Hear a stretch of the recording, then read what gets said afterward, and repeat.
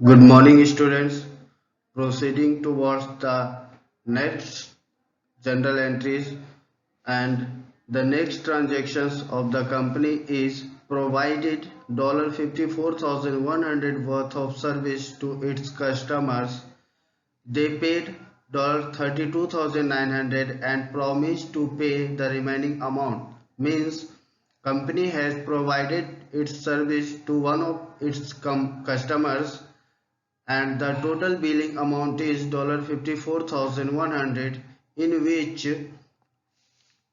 the customer has paid by cash $32,900, and customer asked that he will pay the remaining amount in future. So the entry will be as cash we are receiving is $32,900, and rest 21,200 will be as the accounts receivable. Means the 21,200 we will receive in coming future. So the entry will be like cash accounts debited with 32,900, accounts receivable accounts will be debited with 21,200, and the service revenue accounts will be credited with $54,100. The next transaction says that received the $15,300 from the customers for the service provided on the January 18th. We have seen that on January 18 we have the accounts receivables with $21,200.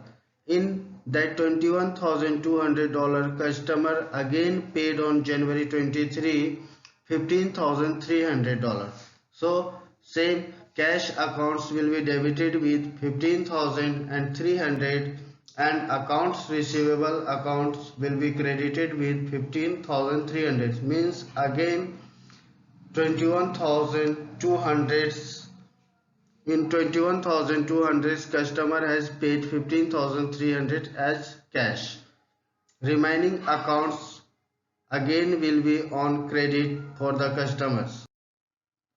The next entry says that received $4,000 as an advance payment from customers. So again company has received an advance payment from one of its customers. So cash account will be debited with $4,000, and unearned revenue. Unearned revenue means till now, till January 25, we don't have given our service. We don't have provided service to customers.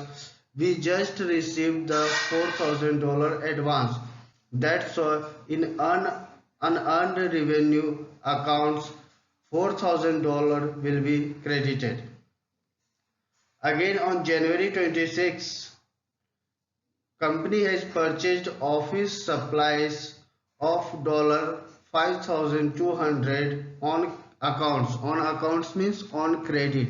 Means company hasn't paid right now the amount, and company has promised to pay the amount in future. Means company will pay the amount in future.